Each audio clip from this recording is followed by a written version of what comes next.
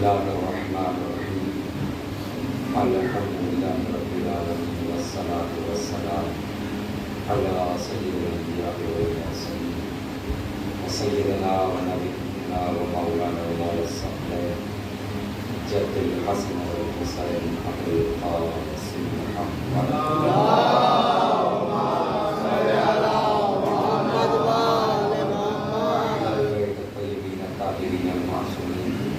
ولعنة الله على أعدائهم أجمعين. أما بعد، قال إمام علي بن الحسين عليه السلام: بسم الله الرحمن الرحيم.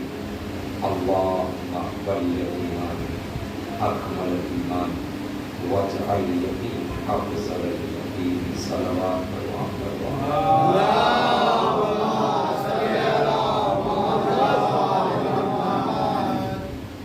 فاتحہ کی گزارش ہے. مرحوم امیر رضا ابن ثابت علی سکت علی کی وجہ سے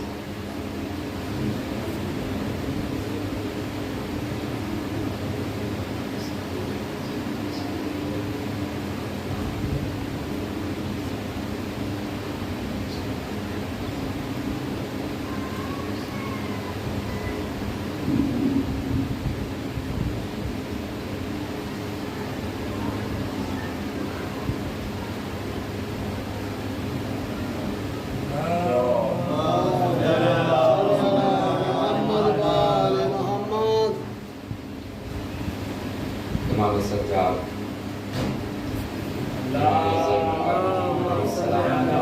محمد والے محمد مبارک اور بابرکت الفاظ کہ جس کو بارہا بیان کرنے کا شرف حاصل ہو رہا ہے. امام کے یہ الفاظ مبارکہ جس کی شرح ممکن نہیں ہے کہ زندگی میں ہو سکے، کیونکہ امام کے کلامات مبارکہ کی شرح نہ کبھی کوئی کر پایا ہے اور نہ کر پائے گا، کیونکہ یہ کلام فصیح و بلیغ ایسا کلام ہے جس میں جتنا تفکر اور فکر اور تحقل اور تخیل کیا جائے انسان اس کلام کی حدوں تک نہیں پہنچ سکتا، کیونکہ یہ کلام معصوم ہے، یہ کلام امام ہے، یہ کلام امام زین العباد ہے، جس کے علمی احاطہ نہ الفاظی احاطہ کسی کے بس میں ہے اور نہ کوئی اس کا احاطہ کر سکتا. یہ وہ الفاظ ہیں کہ جس کی معنی اور جس کے مطالب اگر زندگی بھر بھی بیان کیے جائیں تو زندگی کم پڑ جاتی ہے، لیکن فضائل اور بلاغت امام علی یا اولاد علی کو نہ کوئی بیان کر سکتا ہے اور نہ کر سکے گا. امام کا یہ کہنا، جسے میں نے کل بات کا آغاز کیا تھا اس کلام سے، امام کی یہ دعا امام کی کتاب صحیفہ کاملہ میں درج کی گئی کہ جسے خود ایک معصوم نے اپنے ہاتھوں سے لکھا اور ایک معصوم نے اپنے زبان سے بیان کیا. صحیفہ کاملہ میں جتنی دعائیں ہیں اس کو پانچویں امام محمد باقر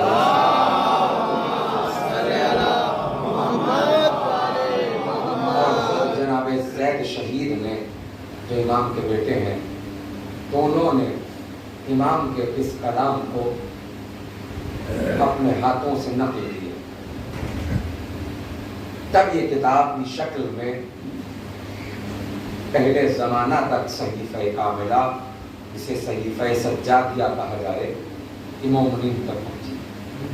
لیکن یہ صرف میں بار بار کہہ رہا ہوں کہ یہ دعا ہی صرف نہ سمجھی جائے، یہ دعا ہی نہیں ہے بلکہ یہ اسلحہ مومن ہے۔ اسلحہ یعنی ہتھیار مومن ہے۔ جو امام کی دعائیں صحیفہ کاملہ میں درج کی گئی ہیں، یہ دعا ہی کی حد تک نہ سوچا جائے بلکہ یہ اسلحہ مومن، ہتھیار مومن ہے۔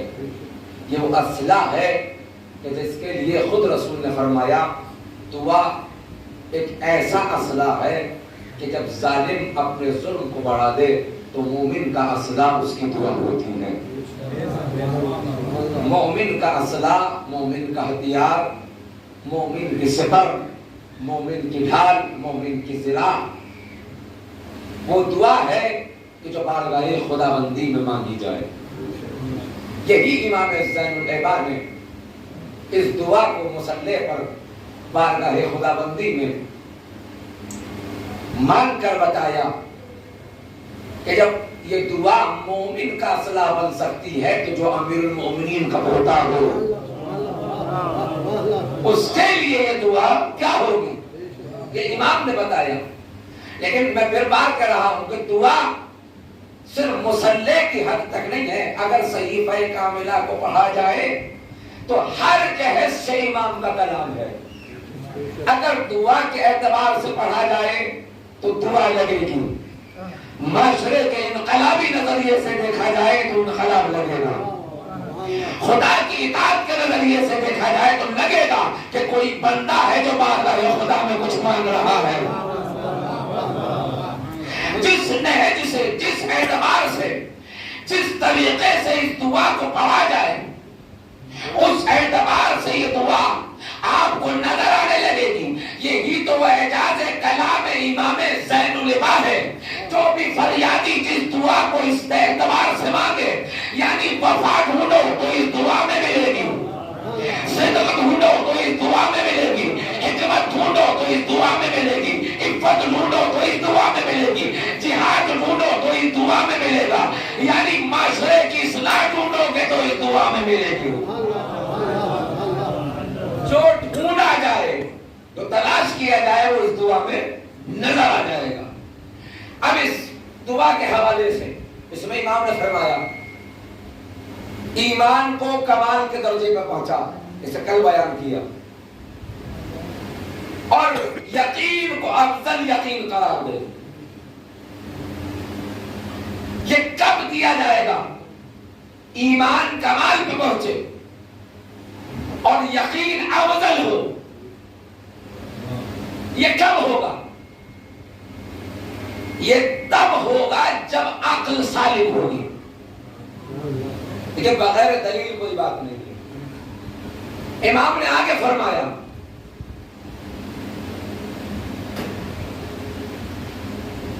عقل کے بارے میں، امام نے فرمایا جب اللہ نے عقل کو خلق کیا،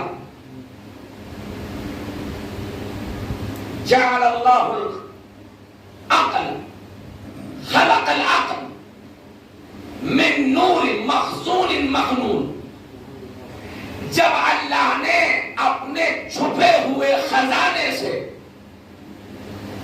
عقل جیسے نور کو خلق کیا، ایسا چھپا ہوا خزانہ کہ جس کے جانکاری، جس کی معلومات، جس کا علم نہ پیغمبروں کا تھا، نہ انبیاء کو تھا، اور نہ مقربین فرشتوں کو تھا۔ یہ عقل کی منزلت دیکھیے کیا فرما رہے امام،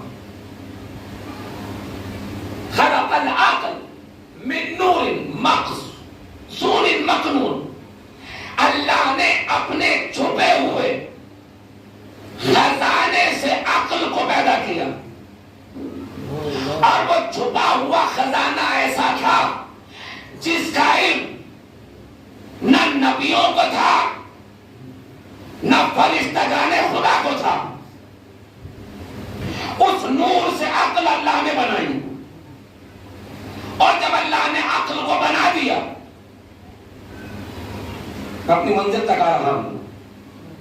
تو اللہ نے اس عقل کو اپنے نور سے بنایا. یہ یاد رکھنا گا, چھپے ہوئے نور سے, جس کی معلومات نہ نبیوں کو تھی نہ مقربین فرشتوں کو تھی. جب عقل خلق کر دی تو اس کا ایک مجسمہ بنایا, ایک اسٹرکچر, باڈی.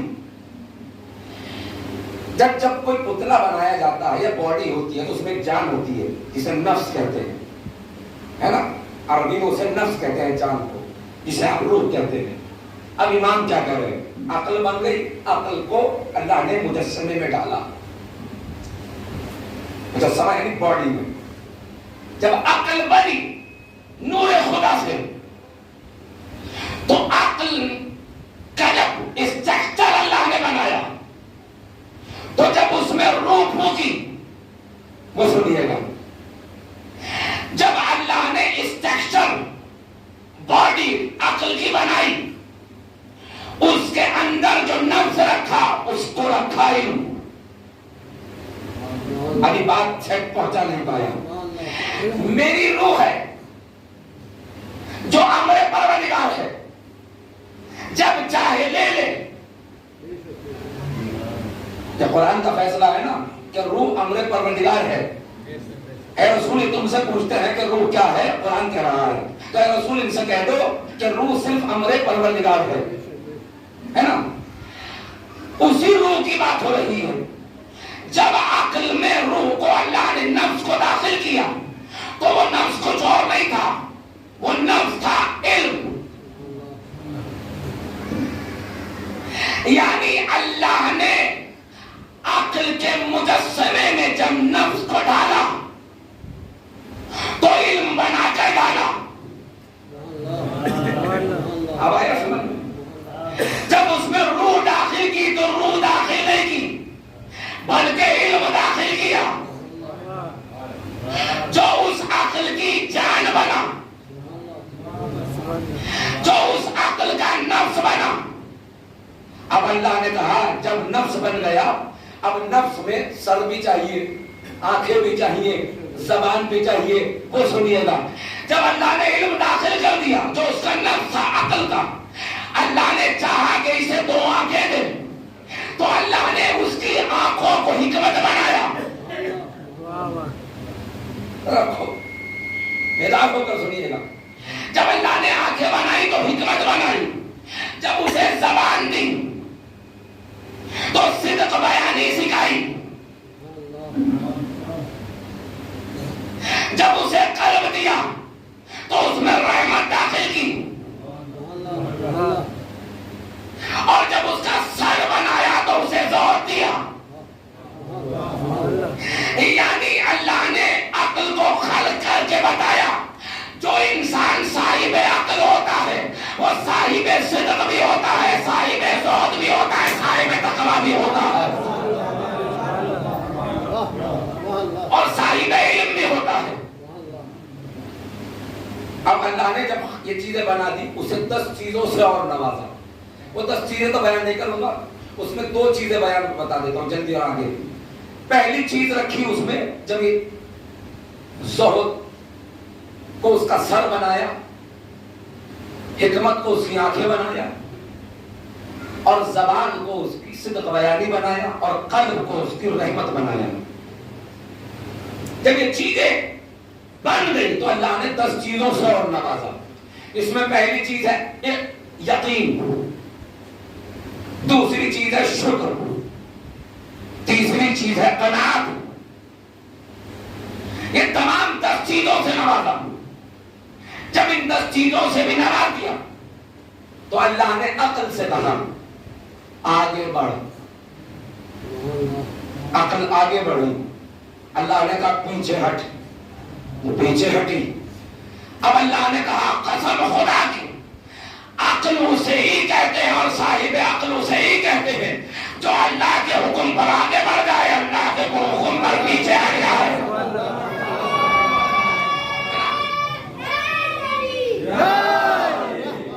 اب اللہ نے کہا قسم خدا کی تیری وجہ سے میں پہچانا جاؤں گا, تیری وجہ سے جنت ملے گی, تیری وجہ سے عذاب سے انسان بچے گا.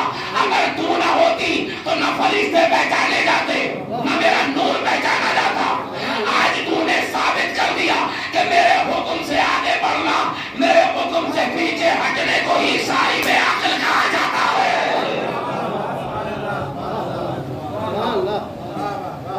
اب اس عقل سے کہا اللہ نے بات کر. اب اس نے گفتگو کی, عقل بولی, اللہ نے کہا بات کر. اب یہ بولی پروردگار تیری حمد ہے. صاحب عقل بیٹھے ہیں نا, عقل کی خلقت دیکھو. پروردگار تیری حمد ہے, تیرے جیسا کوئی نہیں, تیرے مثل کوئی نہیں. تو ہی رحیم ہے, تو ہی کریم ہے, تو ہی غفور ہے, تو ہی ستار العیوب ہے, تو ہی مغفرت کرنے والا ہے, تو ہی ملائکہ کو پیدا کرنے والا ہے, تو ہی جنت کو بنانے والا ہے, تو ہی مالک ہے, تو ہی خالق ہے, تو ہی مصنوع ہے, تو ہی صانع ہے. یہ بیان کر کے عقل نے بتایا عقل اسے ہی کہا جاتا ہے جو اپنی زبان پہ دوسرے کی برائی نہیں اللہ کی حمد لے کر آ جائے.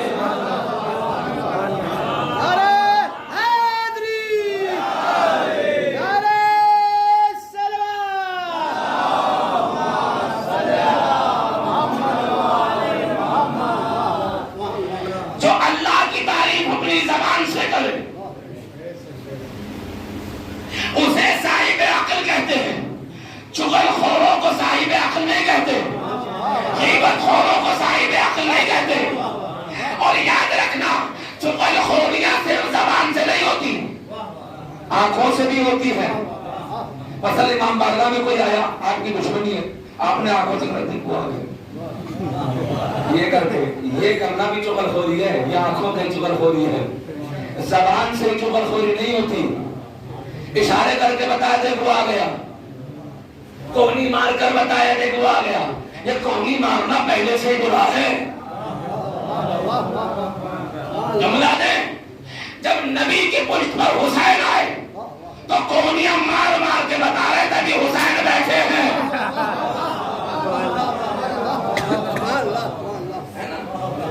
تو یہ چغل خوریوں میں زبان کا سے کہنا ہی چغل خوری نہیں ہوتی. اشارے اور کنائے اور نظارے سب سے خطرناک چغل خوری ہے. تو صاحب عقل وہ ہے جو اپنی زبان پر, اپنے دل میں, اپنی نظر میں, اپنی سماعت میں, اپنے پورے وجود میں پیغام توحید کا نظارہ کرا دے. جو پیغام توحید کو سمجھا دے. اب اللہ نے کہا بات کر, اس نے بات کی تو اللہ کی ہم شروع کر دی. اب اللہ نے کہا اے عقل تجھ جیسا میں نے کسی کو نہیں بنایا. اب جیسے یہ کہا تو عقل سجدے میں چلی گئی.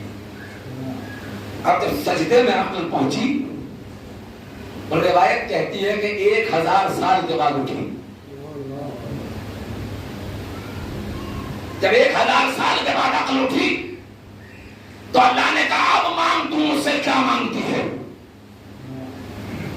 عقل سے اللہ نے کہا جب 1000 سال کے بعد اپنے سر کو سجدے سے اٹھایا, اب تم مجھ سے مانگ جو تجھ سے مانگنا ہو, جو تجھے مانگنا ہو. اگر تم کسی کی شفاعت کرانا چاہتی ہو تو وہ بھی کرا لے. اب عقل کا جملہ سنیے گا اور پھر تجزیہ کیجئے گا, نتیجہ خود نکالیے گا. 1000 سال کے بعد جب عقل نے سر اٹھایا تو اللہ نے کیا کہا, اب مجھ سے جو تیری خواہش ہو مانگ لے. عقل کا پروردگار مجھے شفاعت کا موقع دے. شفاعت یعنی بخشش, گناہ ہے تو درگزر کر کے جنت میں بھجوا دو, اہل بیت کے جوار میں جگہ دلوا دو, ہے نا. کہ مانگ کیا مانگتی ہے عقل کا پروردگار, میں شفاعت کو لینا چاہتی ہوں. اب اللہ نے پوچھا عقل سے شفاعت کس کی کرائے گی. اب جواب عقل سنیے گا. عقل نے کہا کہ پروردگار جب شفاعت کا موقع تو نے مجھے دے دیا تو میں یہ چاہتی ہوں کہ روز محشر اسی کی شفاعت کرانا جس کے ذہن میں میرے ہوں. یعنی ابھی نہیں پہنچی بات. عقل نے کہا پروردگار اسی کی شفاعت کرانا جو دنیا میں صاحب عقل بن کے رہے, بے وقوف بن کر نہ رہے. جو صاحب عقل رہے اسی کی شفاعت کرانا. اب یہ کہنے کے بعد عقل کو اللہ نے اتنی بہترین نعمت سے نوازا کہ جس کے پاس یہ ہوگی اس کی شفاعت کی ذمہ داری خود عقل لے رہی ہے. یہ میں نے کیوں کہا؟ کیونکہ منتشر زمانہ جو الگ الگ فکروں کے لیے ہوئے اسلام کے دائرے میں آتے بھی ہیں, ان کو یہ سمجھ میں نہیں آتا کہ حقیقت اسلام کیا ہے نا. اب اپنی گفتگو کی طرف آ رہا ہوں جہاں سے میں نے کل گفتگو کا اختتام کیا تھا, وہیں آ رہا ہوں. یہ عقل کی منزل ہے. جب تک ایسی عقل سلیم نہ ہوگی نہ ایمان کے قریب جاؤ گے نہ یقین کے قریب جا سکتے ہو. اور جو ایمان و یقین کے قریب نہ جائے وہ زمانے میں سب کچھ کر لے گا لیکن دین حاصل نہیں کر سکتا. کیسے؟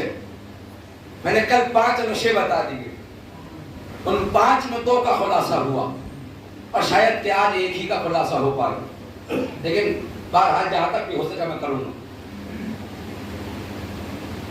پہلا نشہ کیا تھا؟ صاحب عقل کی تعریف یاد رکھیے گا, صاحب ایمان و یقین کی تعریف رکھیے گا. عقل کا پہلا نشہ یہ ہے سخر المال, مال کا نشہ تو کل بیان ہو چکا. سخر العلم, علم کا نشہ جو اکثر آج کے دور میں ہر جاہل پر ہے. علم کا نشہ. اچھا علم کا نشہ آتا کیسے؟ جیسے میں کل بتایا, جس کا علم بڑھتا ہے وہ اپنے آپ کو حقیر سمجھتا ہے. جو کسی کو اپنے آپ سے اوپر سمجھے وہ عالم نہیں ہوتا. اب ایک جملہ بتائیں آپ کو, کیا معلوم منبر پہ بیٹھنے والا معتبر نہ ہو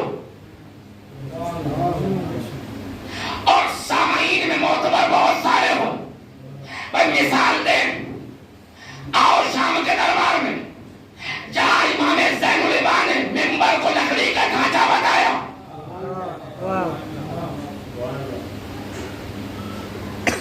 لکڑی کا ڈھانچہ, اور لکڑی کا ڈھانچہ بتانے کے بعد کہا جہاں سے ذکر اہل بیت ہو وہی منبر ہوتا ہے, اور منبر اس جگہ کو کہتے ہیں جو بلند ہو. اسی لیے امام زین العباد نے اس لکڑی کے منبر کو ڈھانچہ بتا کے بتایا جہاں سے ذکر اہل بیت ہو, چاہے وہ پشت ناکا ہو یا نوک نیزہ, اسے ہی منبر کہا جاتا ہے. اسے ہی منبر کہا جاتا ہے. اب کے علم کا نشہ, اب تیسرا جلدی سے بیان کر دوں, 2 بیان ہو چکے. سقر القدرہ, طاقت کا نشہ, پاور کا نشہ, حکومت کا نشہ, سیاست کا نشہ اور طاقتوری کا نشہ. امام نے فرمایا نہج البلاغہ میں اور دیگر احادیثی کتابوں میں, طاقت و قدرت کے لیے ضروری ہے کہ انصاف ہو. طاقت و قدرت کے لیے ضروری ہے کہ ججمنٹ ہو. امام کی ڈیفینیشن سنیے گا, کیا کہہ رہے ہیں امام. طاقت و قدرت اسے ہی کہا جاتا ہے جس میں ججمنٹ ہو, جس میں عدالت ہو, جس میں انصاف ہو, کیونکہ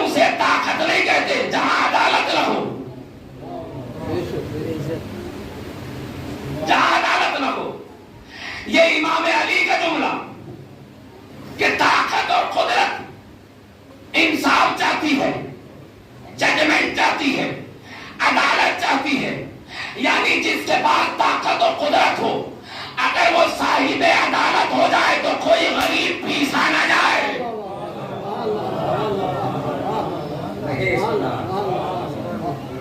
طاقت و قدرت کا نشہ یہ اگر صاحب علم و بیان کے پاس طاقت و قدرت آ جائے تو پھر وہ ججمنٹ کرتا، عدالت برتتا ہے۔ لیکن اگر یہ طاقت کا نشہ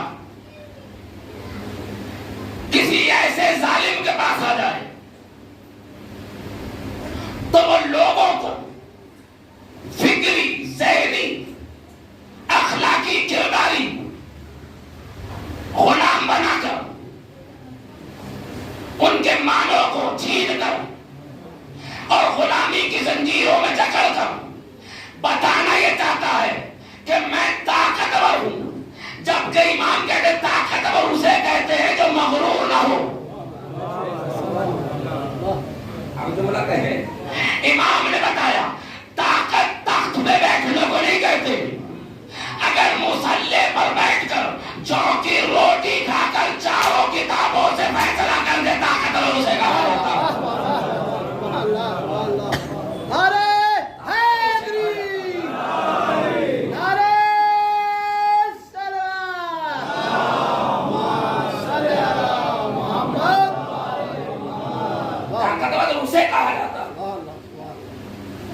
جو مصلے پر بیٹھ کر، کھجور کی چٹائی پر بیٹھ کر، جو کی روٹی کھا کر چاروں کتابوں سے فیصلہ کرے، اسے صاحب قدرت اور طاقت کہا جاتا ہے۔ اور امام علی نے بتایا طاقتور اسے کہتے ہیں جو جسمانی بھی اور روحانی بھی طاقتور ہو۔ آپ ذرا میری طرف متوجہ رہیے گا، میری ذمہ داری رہی ہے کہ میں پسینہ بہا دوں، آپ کی بھی ذمہ داری ہے کہ ذرا سنتے رہیں۔ ایک سلوات پڑھے محمد،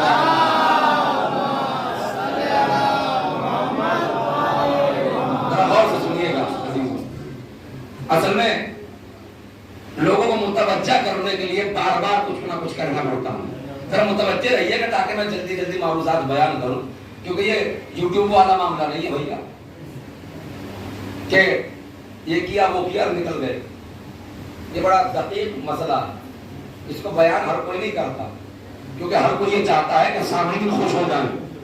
میں سامعین کو خوش کرنے نہیں آیا ہوں، ہے نا، اہل بیت کو خوش کرنے آیا ہوں، آپ خوش ہو یا نہ ہو اس سے مجھے کوئی فرق نہیں پڑتا۔ اب ایک کہیے کیا کہنا، امام نے کیا کہا، میں چاروں کتابوں سے فیصلہ کر دوں گا، یعنی امام علی نے اپنی زندگی سے بتایا طاقتور اسے کہتے ہیں جو جسم کے اعتبار سے بھی طاقت ہو اور روح کے اعتبار سے بھی طاقتور ہو۔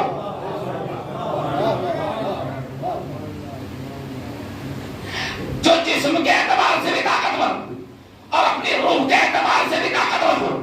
اگر روح کی بات آئے تو مسلح پر تیر کھینچ لیا جائے تو پتہ نہ چلے، اور جسم کے طاقت کی بات آئے تو در خیبر 2 انگلیوں پہ آ جائے۔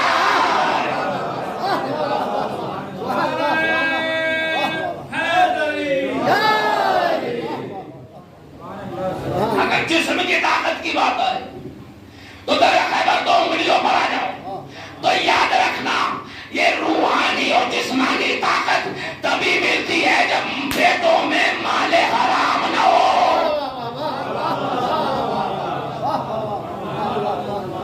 اگر پیٹوں میں مال حرام رہے گا تو کبھی جنگوں کو چھوڑ کر بھاگو گے، کبھی پہاڑیوں کو چھوڑ کر بھاگو گے۔ صلوات محمد۔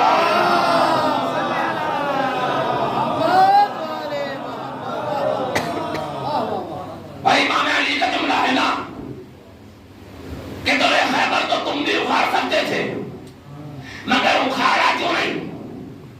اس کی وجہ کیا تھی؟ تو امام علی نے تاریخی جملہ کہہ دیا، جس کا ایمان پختہ ہو خدا بھی اسی کا ساتھ دیتا ہے۔ جو خود بے ایمان ہو وہ در خیبر تو جا کچھ بھی اکھاڑ نہیں پاتے۔ یہی کہیں ہمارا تو حال نہیں ہے، ایمان پختہ ہے نہیں، باتیں بہت بڑی بڑی، باتیں بہت بڑی بڑی. یاد رکھنا، طاقت روب جمانے کو نہیں کہتے، طاقت دادا گیری کو نہیں کہتے، طاقت جسم کے نعیم شریف ہونے کو نہیں کہتے.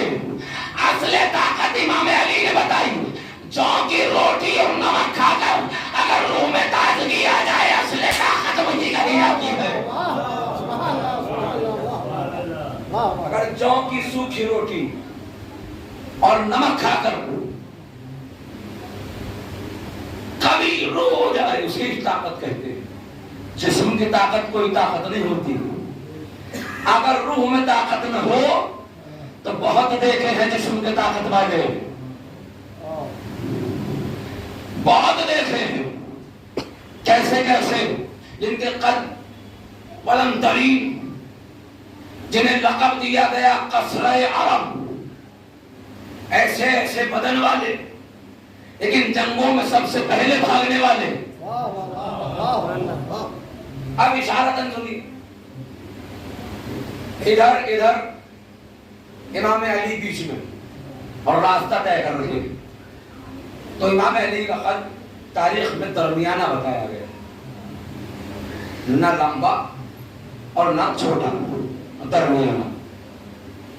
لیکن یہ حضرات بڑے طویل قد و قامت والے تھے. اسی وجہ سے کہا گیا ہے لمبوں کی عقل گھٹنوں میں ہوتی ہے. تو امام علی بیچ میں تھے اور یہ حضرت دونوں ادھر ادھر امام علی کے چل رہے تھے. راستہ طے کرتے کرتے ان کے لمبے قد تھے، امام علی کا درمیانہ تھا. غور سے سنیے گا. اب انہوں نے مذاق امام علی کا اڑایا.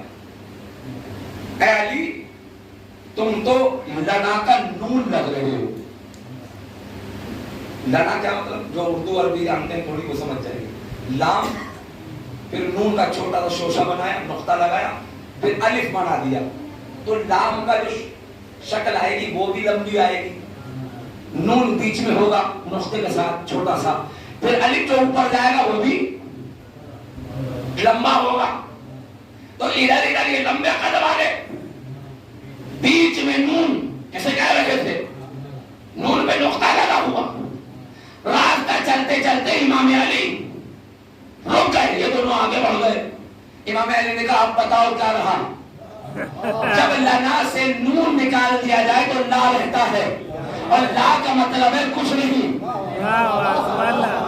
اب ایک نقطہ کہنا چاہتا ہوں، اگر بے کے نیچے سے نکالو تو اسلام میں کچھ نہیں، نون کا نقطہ نکالو تو تم کچھ نہیں. پھر لا رہ جاتا ہے، اب کچھ نہیں. یہ کیوں کہا میں نے؟ کیونکہ طاقت و قدرت ایمان کی ہوتی ہے. روح میں طاقت ہو تو سخر القدرت سے بچ سکو گے، طاقت کے نشے سے بچ سکو گے. اور یاد رکھنا، طاقت اللہ اس لیے دیتا ہے کہ تم عبادت خدا تیزی کے ساتھ کر سکو. جبھی تو کہتے اٹھتے ہوئے بحول اللہ و قوتی یقوم و عقوم، تیری طاقت و قدرت کے ساتھ میں کھڑا بیٹھ رہا ہوں. یعنی اس جملے نے بھی بتایا طاقت و قدرت اگر ہو تو اسلام اور دین کا خرچ ہو. اس کے علاوہ اگر کہیں روک جا رہا ہے تو طاقت کا نشہ ہے جو شرابی سے بدتر ہے. تو محلے میں کوئی جسم اور طاقت والا ہے، کوئی پاور والا ہے، تو اپنے آس پڑوس اور ملنے جلنے والوں کو روک نہ جھاڑے. کیونکہ دادا گیری کا نام طاقت نہیں ہے، روح کی تازگی کا نام ہے طاقت. یہی اسلام چاہتا ہے. اگر طاقت روح میں رہی، جو امام علی نے کر کر دکھایا، کہاں بہت زیادہ غذا کھانے والے، جن کے غذاؤں کا تاریخ نے لکھا ہے. ایک ایک وقت میں ایک بچڑا کھانے والے، ایک ایک دمبا کھانے والے، کھجور کھانے والے، شہد پینے والے، اونٹ کھانے والے، لیکن گلے خیبر نہ اکھاڑ پائے۔ غذاؤں کے مختلف اقسام تھے جو کھاتے تھے، لیکن ایک کا تاریخی جملہ ہے سمجھنے والوں کے لیے، سبحان اللہ، نام نہیں لوں گا۔ اس نے کہا مجھے کھاتا اتنا ہوں منہ دکھ جاتا ہے پیٹ نہیں بھرتا۔ اتنا کھانے والے کبھی درے خیبر نہ اکھاڑ پائے، لیکن جو کی روٹی اپنے گھٹنے سے توڑنے والا درے خیبر اکھاڑ لے گا۔ مرحب و انتر کو قتل کر دیا۔ اس کے لیے رسول نے خود کہا آج کل ایمان کل کفر کے مقابلے میں جانتا ہوں۔ اس وقت اگر ماذا اللہ علی نہ ہوتے تو کفر کا بول والا ہوتا۔ اسی لیے امام نے کہا کہ کل ایمان کل کفر کے مقابلے پہ جا رہا ہے۔ آج علی کی ضرورت ثقلین کی عبادتوں سے بھری ہے۔ اس کی وجہ کیا ہے؟ اگر علی کی تلوار نہ ہوتی تو یہ جو نمازی بنے پھر رہے تھے نمازیں چھوڑ کر چلے جاتے۔ یہ نمازوں کے حال تھے۔ تو قدرت کا جب نشہ نہ ہو تو صورت علی پیدا ہوتی ہے۔ قدرت کا نشہ آ جائے تو بنی امیہ کی صورت پیدا ہوتی ہے۔ تو قدرت کا نشہ ہو سقر القدرہ۔ اور آخری اور ایک بچا وہ کل انشاءاللہ سقر المد۔ اب اس کی زیادہ تشریح نہیں کروں گا، یہ چوتھی ہے۔ دو کل ہو گئی، دو آج، ایک بچی وہ انشاءاللہ کل۔ سقر المد، تعریف کے نشے سے بچو۔ تعریف کیا ہے اس کی زیادہ تشریح نہیں کر پاؤں گا، بڑا وقت چاہیے۔ تعریف کے نشے سے بچو۔ امام علی نے نہج البلاغہ میں خود فرمایا بہت سے شخص ایسے ہوتے ہیں جو اپنے منہ اپنی تعریف کرتے ہیں۔ غور سے سنیے گا اس بات، جو اپنے منہ اپنی تعریف کرتے ہیں، کوئی پوچھتا نہیں ہے لیکن وہ اپنی تعریف کے گنگان گاتے رہتے ہیں۔ امام علی ایسے لوگوں کے لیے نہج البلاغہ میں فرماتے ہیں جو اپنی تعریف اپنے منہ کرتے رہے وہ لوگوں کی نگاہ میں نفرت کے لائق بن جاتے ہیں۔ کوئی اپنے علم کی تعریف کرتا ہے، کوئی اپنے کارنامے کی تعریف کرتا ہے، کوئی میں نے یہ کام کیا ہے، یہ کام کیا ہے، یہ وہ کیا ہے، وہ کیا ہے، یہ کیا ہے، وہ کیا ہے۔ یہ وہ کے چکر میں نہ رہو ورنہ لوگ نفرت کرنے لگیں گے۔ بھائی تعریف تو اسے کہا جاتا ہے، تمہیں کہنے کی ضرورت نہ ہو۔ قرآن اپنے خود اللہ کہہ رہا ہے تم میرے لیے کام کرو، میں کھل کر تمہارا اعلان کروں گا۔ اپنے منہ میاں بٹھو نہ بنو، میں نے یہ کر دیا، میں وہ کرتا ہوں، میرا علم اتنا ہے، میں یہ جانتا ہوں، میں وہ جانتا ہوں، میں نے فلاں مولانا کو پکڑ لیا، میں نے فلاں مولانا کو یہ کہہ دیا، میں نے فلاں مولانا کو سنا۔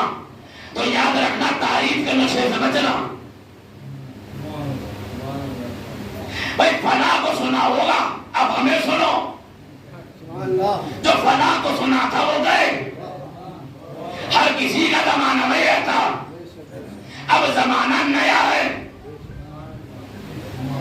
تو یاد رکھنا جیسے جیسے زمانہ بدلتا ہے دین تو وہیں رہتا ہے، چیزیں بدل جاتی ہیں۔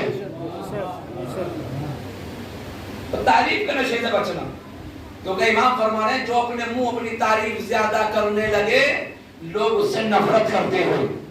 اور ایسا محسوس بھی کیا ہوگا آپ نے، ارے ہم تو اپنی تعریف کرتے رہے، چلو چلو، یہ اپنے آگے کسی کی نہیں سنے گا۔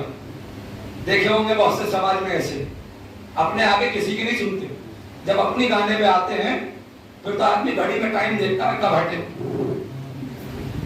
کب جان بچے۔ یہ نفرت کا باعث بنتا ہے۔ اپنی تعریف اپنے منہ میں کرو۔ سخر المد، یہ بھی ایک نشہ ہے جو شراب سے بدتر ہے، اس سے بچو۔ اگر اس سے بچ گئے تو قرآن کا فیصلہ کیا ہے؟ تم چھپ کر کام کرو، اللہ اسے علن اعلان بیان کرے گا۔ سرن اعلانیہ، تم چھپ کر کرو، اللہ اعلان کر کے بتائے گا۔ سرن چھپ کر کرو، یہ تمہارا کام ہے، اعلانیہ یہ خدا کا کام ہے۔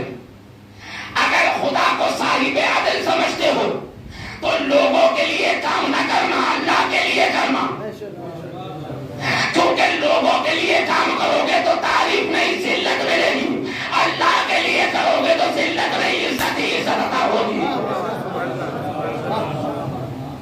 اللہ دیکھے بندوں کے سامنے تعریف نہ ہو، اللہ سے بیان کرو کہ پروردگار یہ تیرے لیے کیا، وہ سب جانتا ہے چاہے کہو یا نہ کہو۔ تو سخر المد، اس تعریف کے نشے سے بچو۔ بس عزیزوں، میں آخر میں بچا سخر الشباب، جوانی کا نشہ، اسے پھر بیان کروں گا۔ جوانی کے نشے سے جوانوں بچو، یہ آخری نشہ ہے جو بڑا خطرناک ہے۔ سخر الشباب، جوانی کا نشہ، اس کے لیے خود امام نے فرمایا کہ جوانی بیکاری کا نام نہیں ہے، جوانی دین پر قربان ہونے کا نام ہے۔ جوانی آوار گردی کا نام نہیں ہے، جوانی مہذب ہونے کا نام ہے، تہذیب شدہ ہونے کا نام ہے۔ جوانی چور جبر کرنے کا نام نہیں ہے، جوانی اخلاق کا پیدا کرنے کا نام ہے۔ جوانی بیکاری کا نام نہیں ہے، جوانی علی اکبر کا صدقہ ہے۔ اب ایک جملہ کہے، جوانی جہالت کا نام نہیں ہے، جوانی میں علم حاصل کرنے کو جوان کہتے ہیں۔ اسی لیے امام نے فرمایا کہ بوڑھے کی 2 رکعت نماز اور بوڑھے کی 70 رکعت نماز اور جوان کی 2 رکعت برابر ہے۔ بوڑھے کی 70 اور جوان کی 2، اس کی وجہ کیا ہے؟ امام سے پوچھا گیا تو امام نے فرمایا بوڑھے میں خواہشات زیادہ نہیں ہوتی۔ اب ایک جملہ کہیں، پوری زندگی جوانی میں گناہ کیا، اب سمجھ رہا ہے کہ پیر قبر میں لٹک گئے ہیں تو چلو اللہ کو یاد کر لو۔ جوانی میں پورا جوش تھا، جب بڑھاپا آیا تو اللہ اللہ ہو گیا۔ یہی امام فرما رہے ہیں، کیونکہ بوڑھوں میں معذرت کے ساتھ خواہشات کم ہوتے ہیں، لیکن جوان میں 100 جہاد کر کر مسلح پہ آتا ہے۔ کئی یار دوستی یاری کو چھوڑ کر، کئی نکڑ کو چھوڑ کر، کئی یاروں کی دوستی کو چھوڑ کر، کئی نفس کو کنٹرول کر کر جب مسلح پہ آتا ہے تو اللہ کہتا ہے تو آ تو گیا ہے، تیری 2 رکعت کو 70 رکعت نہ بنا دوں تو مجھے خدا رکھے گا۔ نعرہ حیدری، نعرہ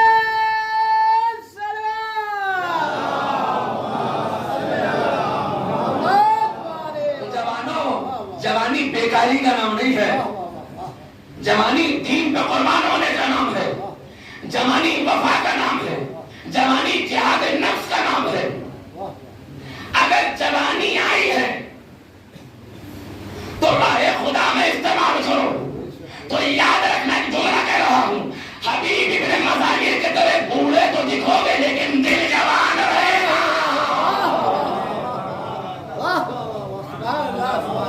دل جوان رہے گا، لیکن اگر جوانی بیکاری میں آ جائے سب گیا۔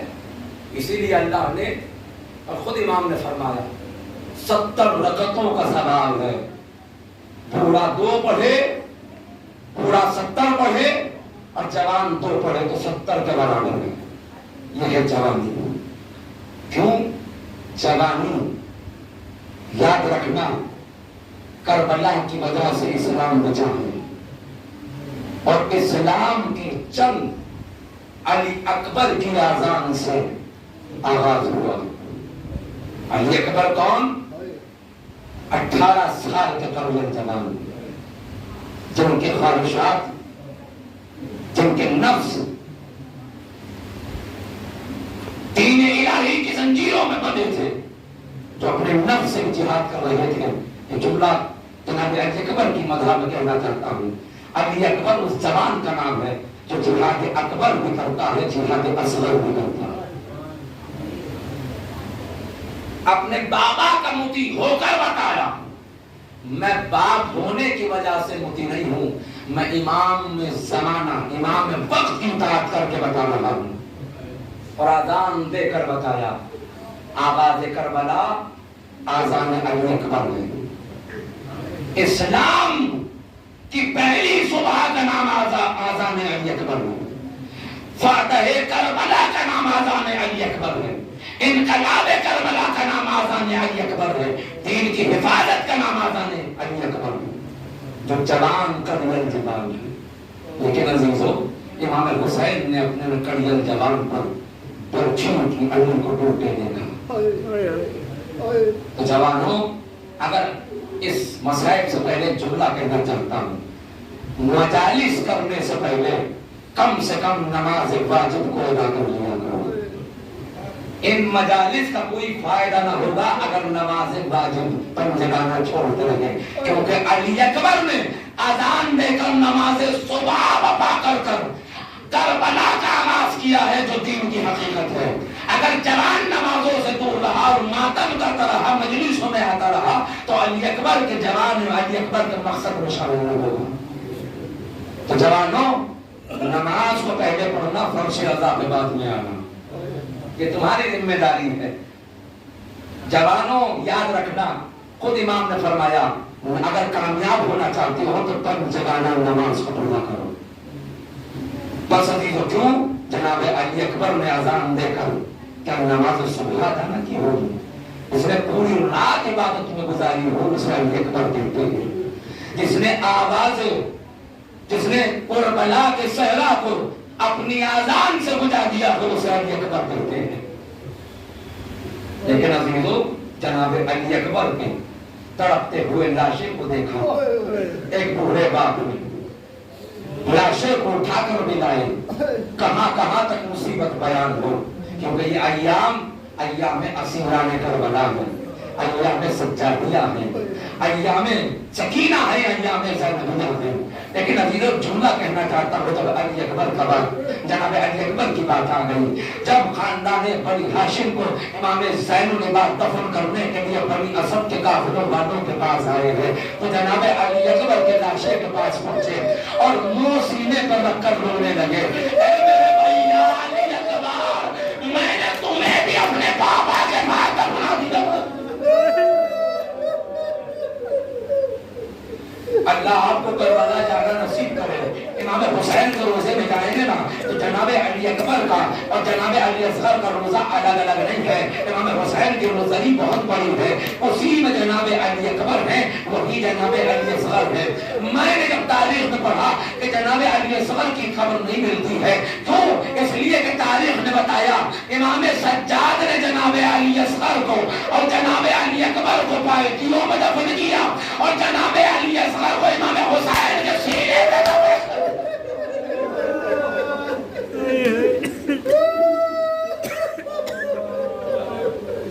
عزیزو، آپ رولیے، زیادہ مسائل میں پڑھوں گا۔ جناب سکینہ کی شہادت کے ایام ہے نا، دو چار فقرے سن لیجئے گا، وہی جہاں سے کل چھوڑے تھے۔ عزیزو، جب جناب سجاد کے پیروں سے جناب سکینہ نے کانٹوں کو نکالا ہے، امام سجاد نے سکینہ کے پیروں میں دیکھا آملے پڑے ہیں اور آملوں میں کانٹے ہیں، امام سجاد نے سینے سے لگایا اور کہا، میری بہن، میرا تو ظاہر ہو گیا، لیکن تو نے اپنے آملوں کو ظاہر نہ کیا۔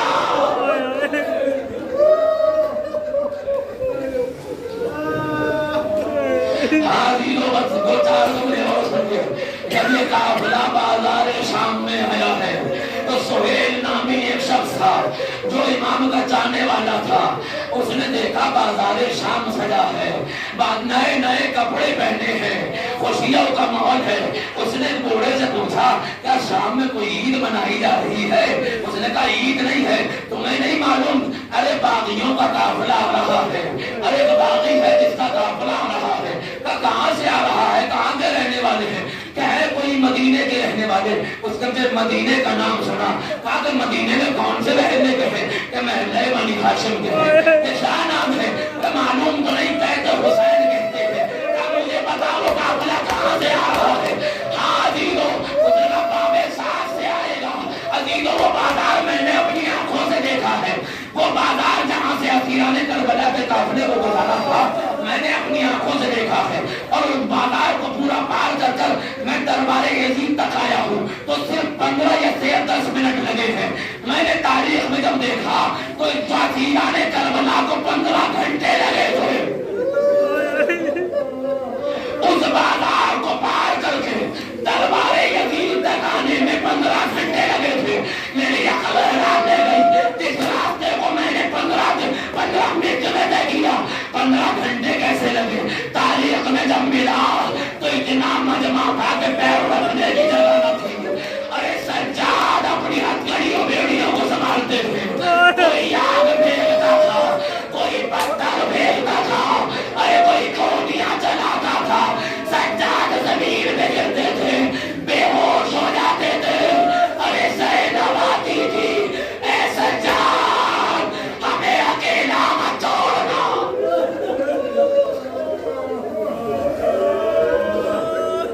हाजिरों मैंने खत्म किया।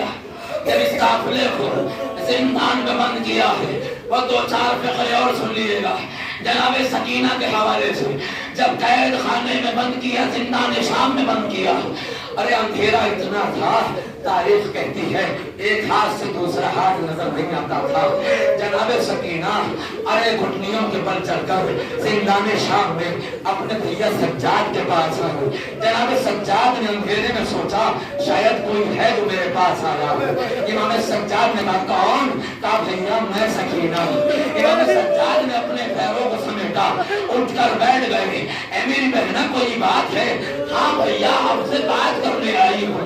हाजिर और साहिबे औलाद होना और साहिबे बेटी हो तो अपने आंसुओं को रोक नहीं पाओगे, अगर साहिबे बेटी हो तो रोक नहीं पाओगे। जनाबे सकीना ने कहा हाँ भैया नींद नहीं आती है। और भैया हकीकत बताओ, जब से बाबा गए हैं ना मुझे शाम गरीबा से अब तक मालूम नहीं कब सोती।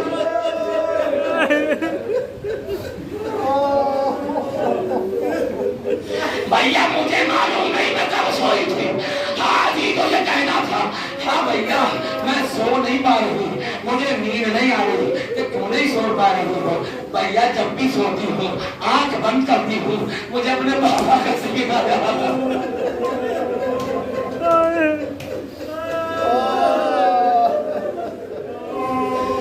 मुझे भैया अपने बाबा का सीना याद आता है। जनाबे सकीना से भैया इमाम सज्जाद ने कहा बहना मेरी गोदी में आ जाओ। इमाम सज्जाद ने अपने ज़ानों पर बिठाया और प्यार करने लगे। जनाबे सकीना के सवाल सुनिएगा और खत्म दुआ। जनाबे सकीना ने कहा भैया तुम वक्त के इमाम हो, तुम इल्म रखते हो, मेरे सवालों का जवाब दीजिए। भैया प्यास किसे कहते हो? इमाम जनाबे सज्जाद ने कहा ऐ सकीना ये सवाल क्यों कर रही हो? भैया इसलिए कर रही हूँ तुम इमाम वक्त हो, तुमसे अच्छा कोई जवाब नहीं दे सकता। कहा भैया प्यास किसे कहते हैं? जनाब सकीना से इमाम सज्जाद ने कहा बहना प्यास उसे कहते हैं जिसमें इंसान अपनी हालत को खो बैठता है। कहा भैया प्यास का और क्या माना है? कहा जब प्यास बढ़ती है तो गला खुश्क हो जाता है। कहा भैया और भी कुछ प्यास है? हाँ जब प्यास और बढ़ती है तो जबान ऐंठने लगती है। तो भैया और भी कुछ प्यास है? कहा जब प्यास और बढ़ती है तो लबों पे खुश्की आ जाती है। तो भैया और भी कुछ प्यास है? हाँ जब प्यास बढ़ती है आंखों के आगे धुंधलापन आ जाता है। तो भैया कुछ और भी प्यास है? हाँ बहना जब प्यास और बढ़ती है तो आंखों के आगे अंधेरा आ जाता है, चक्कर खा के इंसान जमीन पर गिर जाता है। कहा भैया और भी कुछ प्यास है? कहाँ प्यास और भी है।